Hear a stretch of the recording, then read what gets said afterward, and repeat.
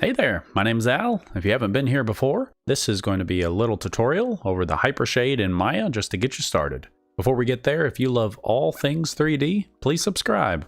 Alright, we are going to take a look at the Hypershade, or materials inside of Maya 2020. So what I'm going to do is drop in 3 primitives. I'm under Poly Modeling. I'm going to click the sphere, press W, scooch it over. I'm going to select the cube. Since I already pressed W, I don't need to. And let's drop in a cylinder. Great.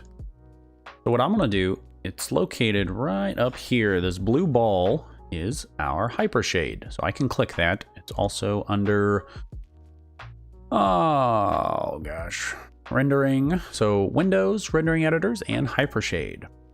But you can just click the blue ball. So when I click it, this window is going to pop up. Now, I know things in Maya look scary. There are tons of buttons. If this is your first time in 3D software, I know, it's crazy. There are windows that open up windows, that open up drop downs and sliders and buttons and doohickeys and ding dongs and all kinds of crazy stuff. You can do it, I promise. So what we're gonna do is just kind of change the shape of this window a little bit, just so I can actually see what's going on. We see this is Lambert 1. Lambert 1 is just this basic material inside of Maya. And every primitive that we drop in is going to have that. So if I drop in a plane, it has a Lambert 1. All of these have a Lambert 1.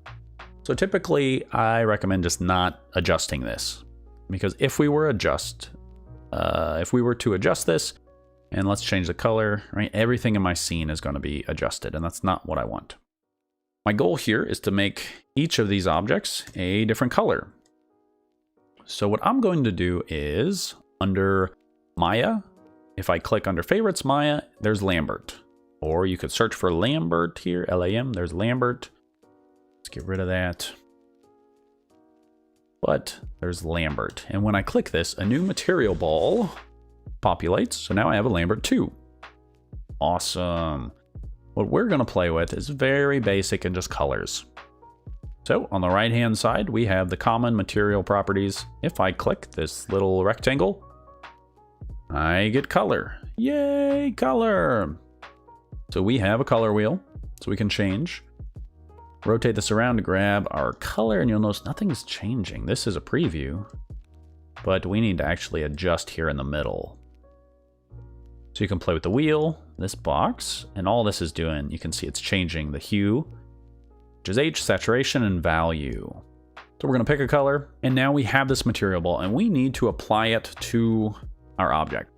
So you can middle mouse click and drag on the material ball, and then drop it onto your object.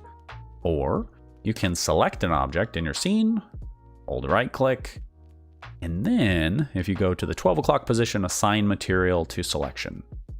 I can let go, and it has assigned material to selection. That method is really good if you have many things.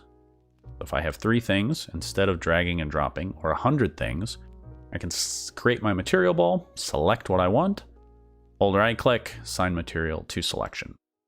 So let's make a new material. Middle mouse, click and drag, get that one that color, and I'm going to create a new Lambert. I'm going to press Lambert, over to color.